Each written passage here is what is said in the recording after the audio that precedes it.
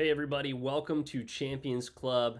If you made the decision to show up today, congratulations, you're already ahead of the game. Champions Club is where you learn, apply, and win. And let's take a second to celebrate the actions you've taken so far. You've gone through our initial 2 days of training. You set up your first couple of appointments with 4 MH clients, maybe 10, 15 plus. You've made a lot of phone calls, you've done some demos. You probably have some questions, which is why we have an advanced training. And then later on this week, you have your first team meeting and your first paycheck meeting and probably a one-on-one with your manager. Right now, you're probably thinking just about your first weekend. At this point, you don't know whether you did well, not well. I think about Evelyn Costa, one of our branch managers. Her first weekend, she sold $5,000 on 4 appointments, made $800 in commission, and thought she was doing poorly. So you need some perspective at this point. You're too new. You're exactly where you need to be at this stage in the game. We focus on effort, not results, not schedule. But from a sales and results standpoint, a grand or two sold at this point is great. That's 3 to 6 sales.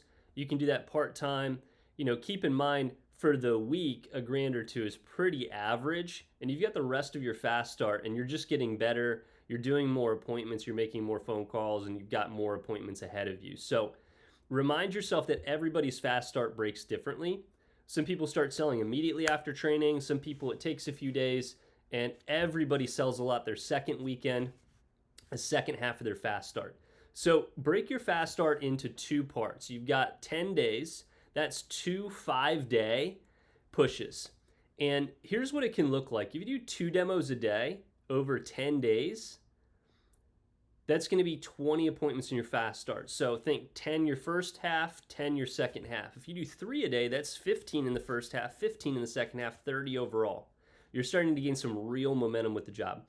4 a day would be 20 your first 5 days, 20 your second 5 days. That's a full calendar, that's a full paycheck. For your fast start, doing 2 a day means 2 to 3 pay raises in your fast start. 3 a day gives you a 90% chance at selling 10 grand in your fast start, 2 grand in income, 2 grand in Cutco, VIP night with the division. 4 a day would give you 40 overall in your fast start. That gives you almost a 100% chance at selling 10 grand in your fast start. Most likely that's a 15K fast start. That means winning the trip.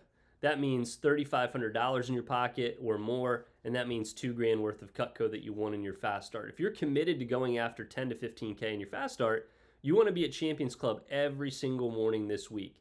Being at Champs Club 5 days a week, Monday through Friday, basically gives you extra phone time.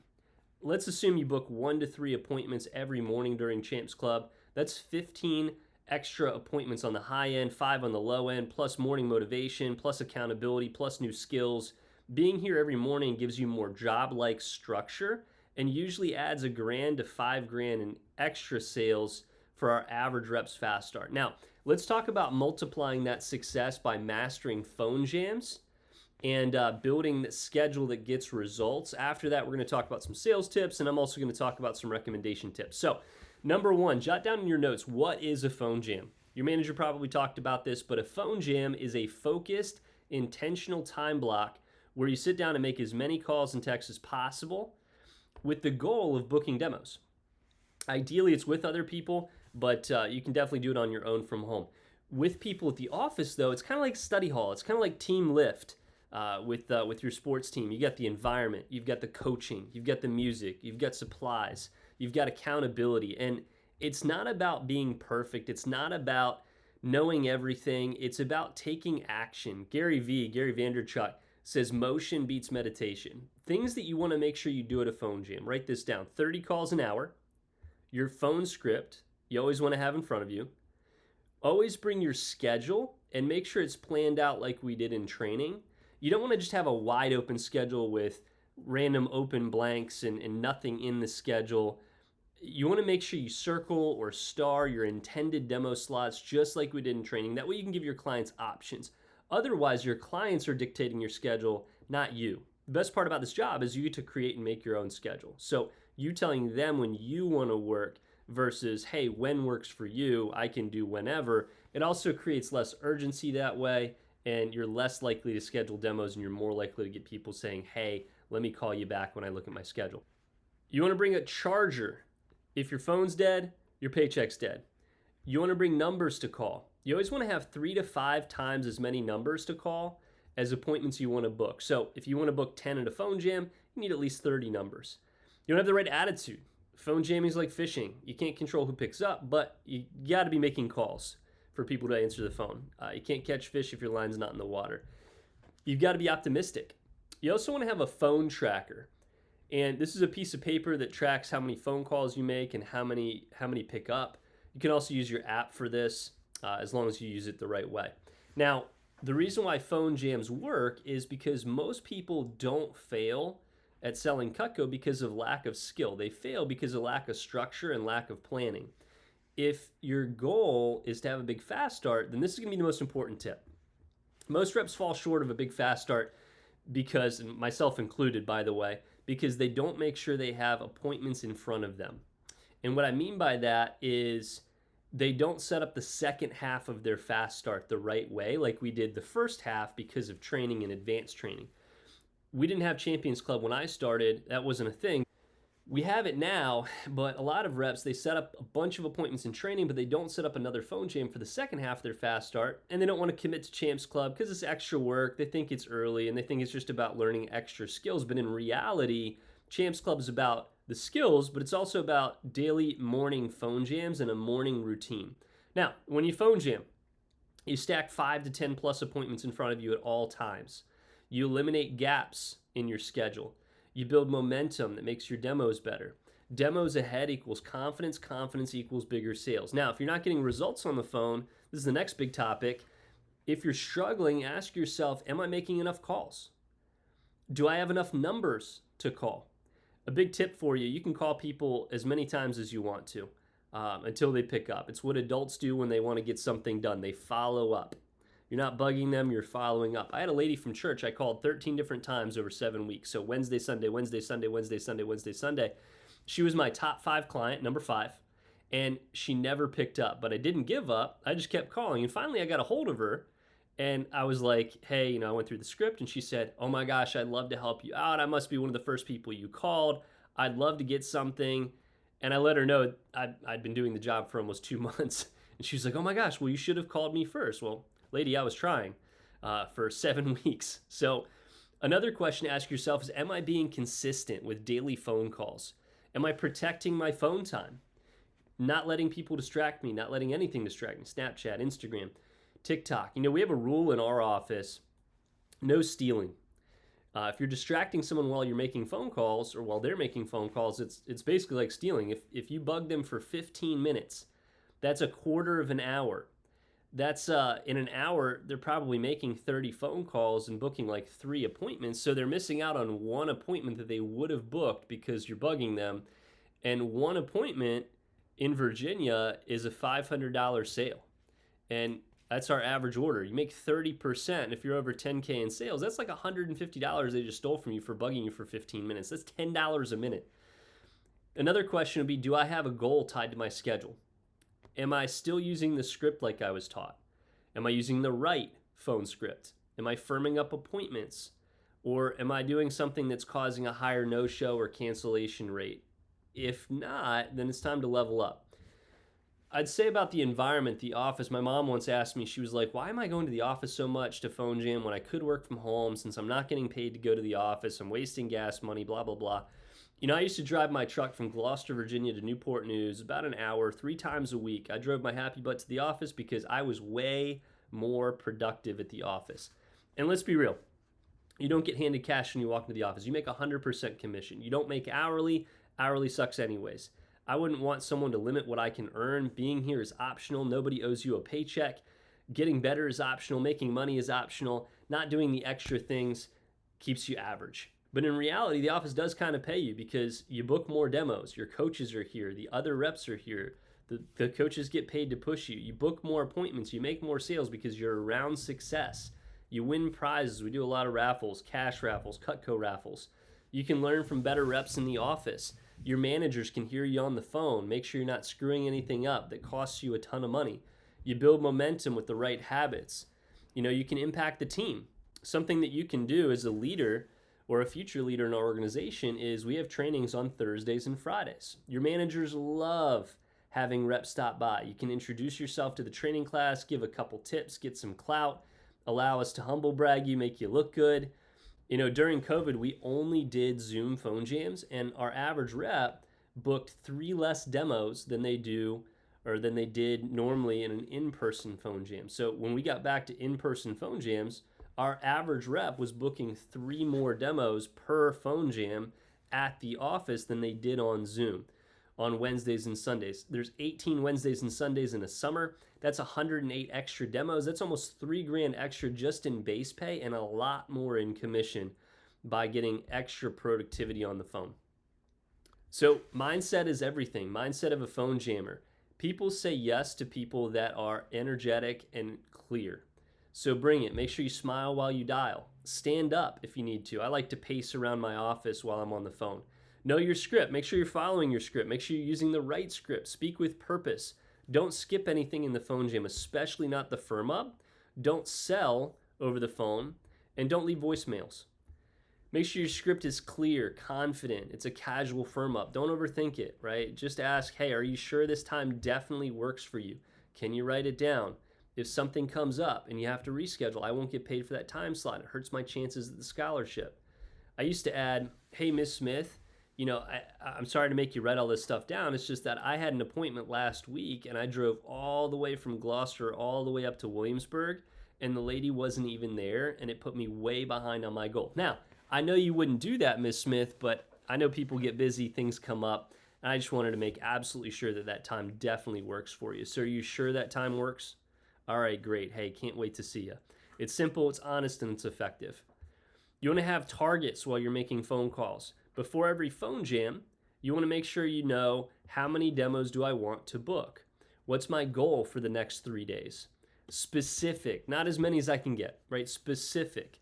I used to do a countdown. If I had 15 appointments that I wanted to book, I would check off every single time I got one booked, and then once I hit my 15, I was done with the phone jam. When am I free to do appointments? Another key point here is booking same-day appointments. You can do that at Champs Club because it's in the morning. Newer reps are always afraid to ask for same-day appointments, but same-day efficiency means less cancels, less reschedules, and you can go from having 0 appointments to a full day of appointments by just asking for same-day appointments. As far as sales, once you get your appointments booked up, belief drives behavior, right? It's the belief triangle. Belief and mindset, skill set, and then actions and behaviors. Once your appointments are booked, if you want to crush it, you got to fully believe. Closing is something that you do for the customer, not to them. People deserve Cutco. You're not a pushy salesman. You're a helpful guide. The customer always gets the better deal, right? Yeah, you get paid, you get commission, but they get a product that they'll use every single day. They get a lifetime warranty. They get the joy every time they cook. They get the chance to support a young professional. My manager once told me after I sold to my aunt, she's like, she didn't do you a favor, you did her a favor. And that really helped me understand what I was doing for my clients. When you go from sales to service, you want to ask yourself, how many people did I help today? You want to make it a goal to help every customer find at least one thing, even a trimmer, the buy now bonus. One piece is better than nothing, and it often leads to bigger sales later. And you're not thinking about this, but we have a plan for you. And what I mean by that is when you're at the end of your fast start and you're only a couple sales away from hitting your sales goal, and your coach is there to push you, your manager's there to push you, you're going to want to reach back out to your clients that bought a knife or two. Some of them, they might have already gotten their knives already and they're ready to go ahead and get more. The next sales push that you're in during the summertime or during the fall or spring, you'll have a ton of clients who just tried out Cutco. They have a piece or two. Now they love it and they want to buy a lot more. So if it was a no sale, they're going to be hard to convince. But if it was a small sale, now's the time to reach back out and see if they want to upgrade to a set. Once you get to 20K in career sales, you're going to be able to be fair and show trained. You'll be able to sell at the booth. And one of the perks of being able to do that is you also learn how to sharpen and service people's knives. You'll have a bunch of clients to reach back out to.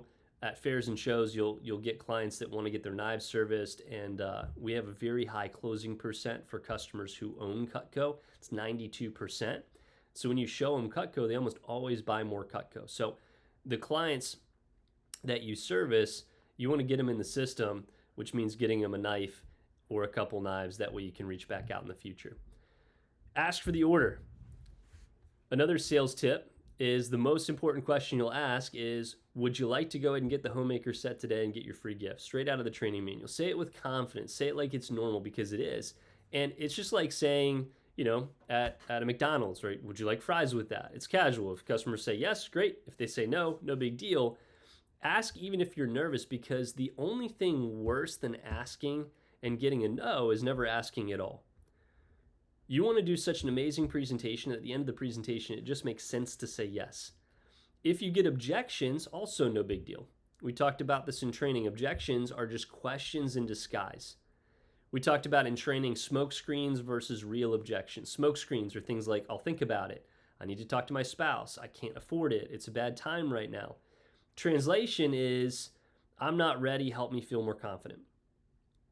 The real objection is usually either too many pieces or too much money. And by the way, there's never a good time to buy Cutco. There's always an excuse in your customer's mind. December, January, February, it's the holidays. March, April, it's taxes. May through August, it's summer and family vacation. September through November, it's back to school and holidays. There's never a right time. You'll always get that excuse. 50% of our homemaker sales come after the client says no the first time. They say no, you give them a good deal or a discount. It gives them a chance to reconsider. And maybe they heard the full price and they tuned out the 5 pay. So when you ask again and you share the 5 pay, it gives them a chance to reconsider. You want to handle the smokescreen objections. You want to give an answer to the knee-jerk reactions. You want to do that by asking a question, having confidence, calling the office, and dropping down slowly. When you handle the knee-jerk reaction, it gives you a roadmap on where to go next. And what I mean by that is if they say something like, I can't afford it, even after calling the office, you say, hey, then I've got to show you the galley set because it's a lot less money, right? They said they can't afford it.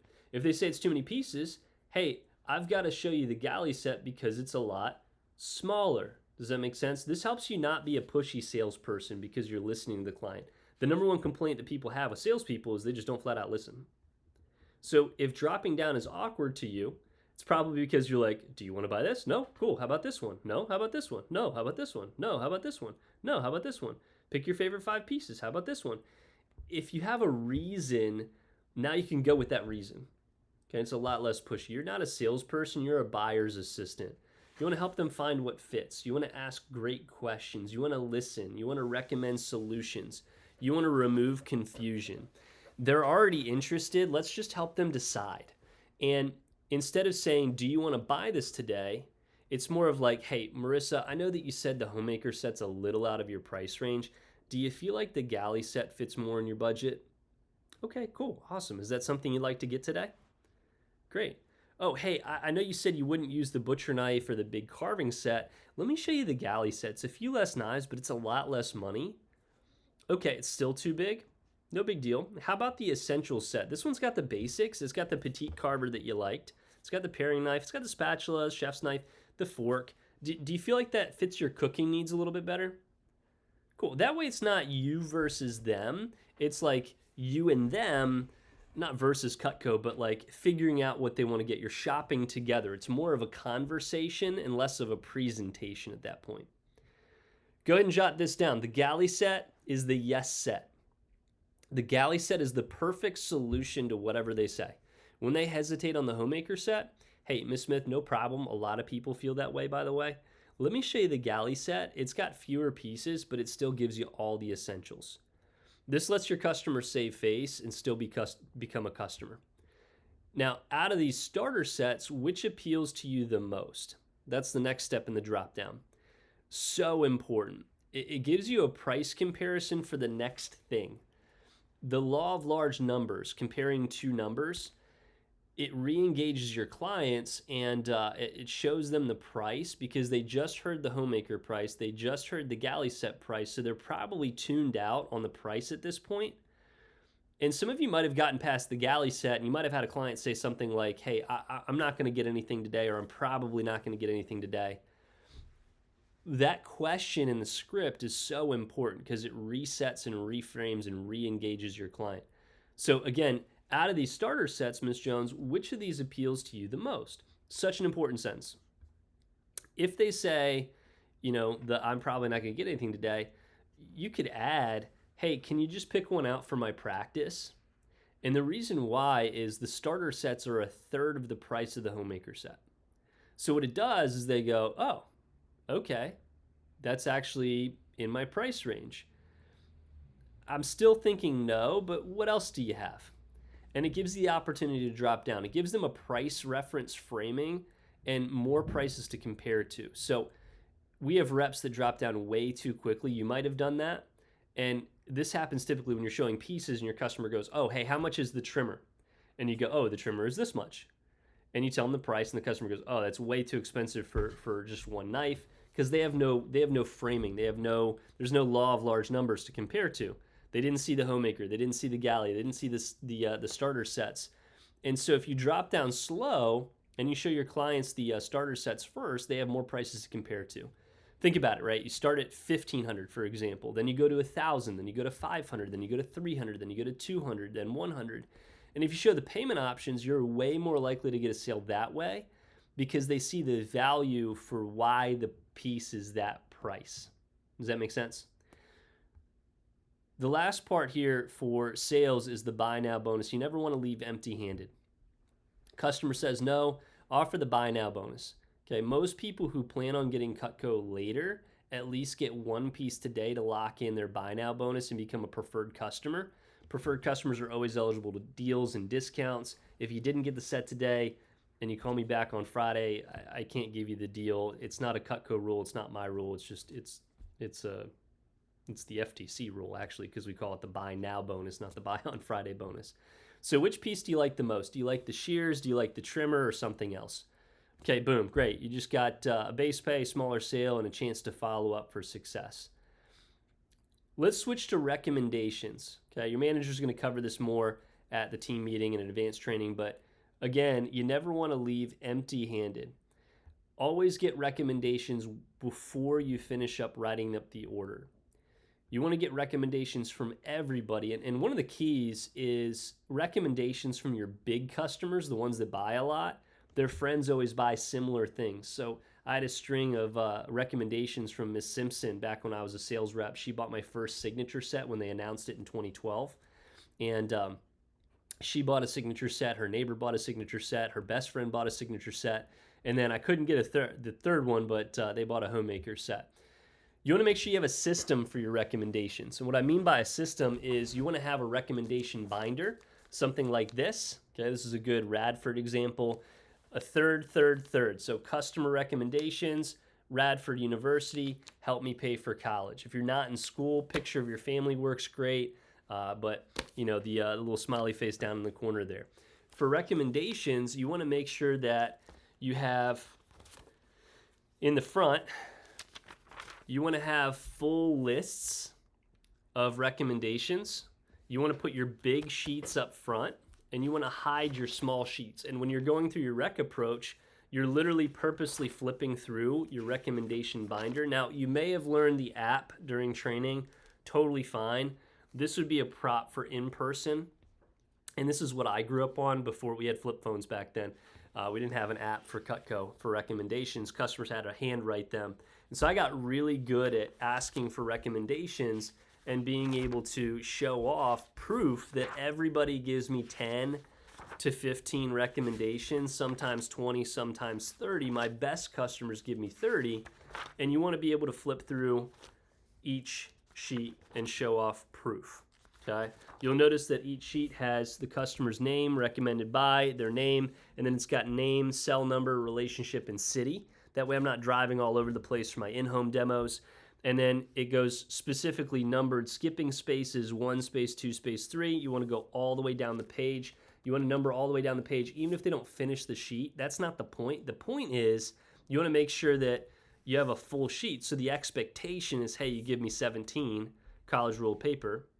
You highlight or circle or star or color number 10.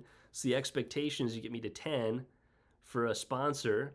And on the back, we would even number all the way down to, 30-something, 34.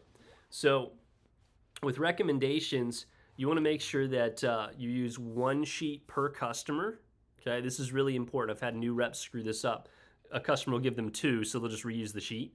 And the person they give it to next is going to copy the first person and give 2 as well. Now you have 4.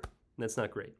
But if you show 10, 10, 10, 10, 10, your customer's more likely to give you 10 at the end of the demo.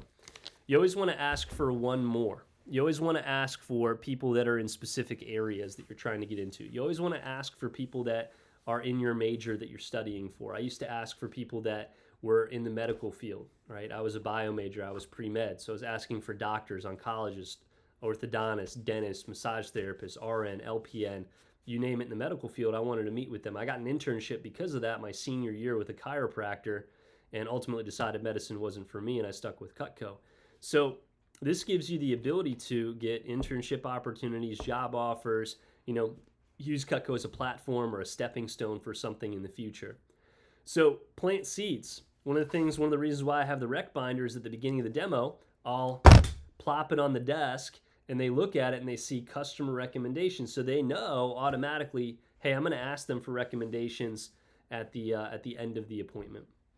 You want to use a Google Sheet to track all of your recommendations. So you have the app, you have the rec binder. I used to keep a Google Sheet as well because it was easier to not write all over my rec binder because that looks messy. Scratching out people's names looks messy. Writing notes next to their name looks messy. So I would transfer them to my Google Sheet, and then I would know how many times I called them, when I called them. I would have a list of my best recommendations. I could sort them. I could color code them. It just made it easier for me to be able to see.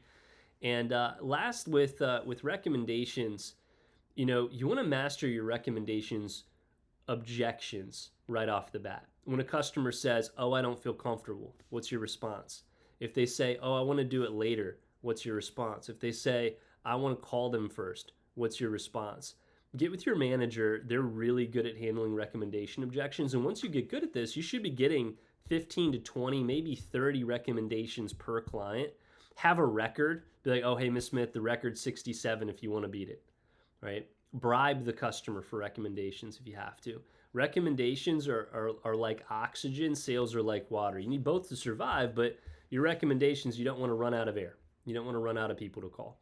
You should be getting a surplus every single week. Now, when you're new, it might feel like you don't have a lot of people to call. That's normal. But after a couple weeks, you should have a surplus of people to call.